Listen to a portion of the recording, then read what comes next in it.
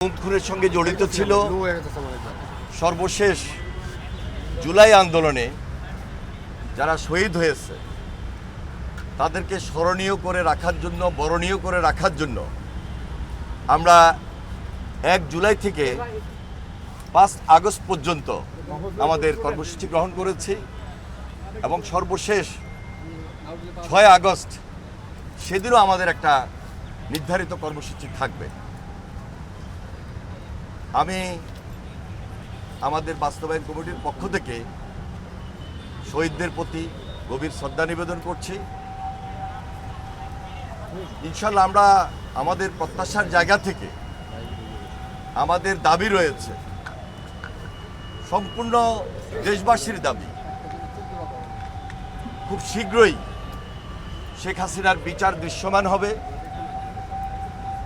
দ্রুত কার্যকর হবে। যে সংস্কার কাজ চলছে সেটি আরও বেশি দৃশ্যমান এবং দ্রুত হবে। জনগণের প্রত্যাশা অনুযায়ী জনগণের সরকার নির্বাচিত হবে এবং একটা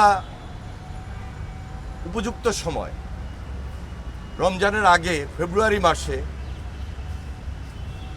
নির্বাচন হবে এবং আমরা প্রত্যাশার জায়গা থেকে বলতেই পারি এই নির্বাচনে বাংলাদেশ জাতীয়তাবাদী দল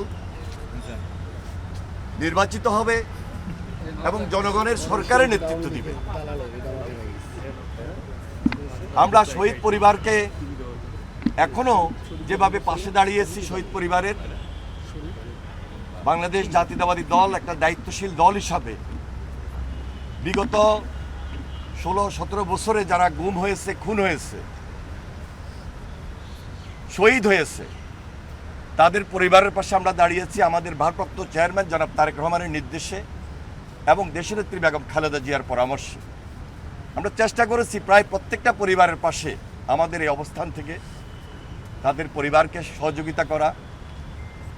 ইনশাল্লাহ আমরা সেই সুযোগটা নিতে চাই যখন আমাদের উপর দায়িত্ব আসবে। আমরা অবশ্যই এই পরিবারের পাশে আছি, পাশে থাকব এবং একটা সরকার সর্বোচ্চ যে কাজটুকু করা দরকার শহীদ পরিবারের জন্য, সেটা একটা কমিশন হোক, একটা সংস্থার মাধ্যমে হোক বা অধিদপ্তরের মাধ্যমে হোক, নিয়ম অনুযায়ী, নীতি অনুযায়ী আমরা আমাদের অবস্থান থেকে সেই পরিবারগুলোর পাশে আমরা দাঁড়াবো এবং সেই প্রত্যাশা নিয়েই আমরা কাজ করছি, সবাইকে নিয়ে আমরা কাজ করছি। ধন্যবাদ সবাই।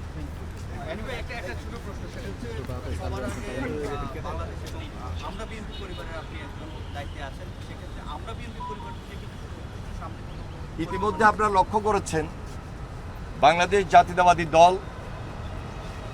দলের পক্ষ থেকে যে কাজটুকু করেছে, এর বাইরেও রাজনীতির পাশাপাশি সামাজিক দিক, মানবিক দিক চিন্তা করে আমরা বিএনপি পরিবার একটা সেল গঠন করেছি। যে সেল থেকে আমরা কন্টিনিউয়াসলি এই পরিবারগুলোর পাশে আমরা দাঁড়িয়েছি এবং অদূর ভবিষ্যতেও আমাদের এই কাজ অব্যাহত থাকবে।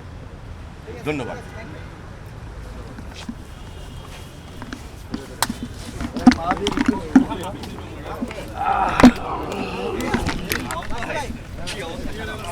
পায়ের অবস্থা ভালো না।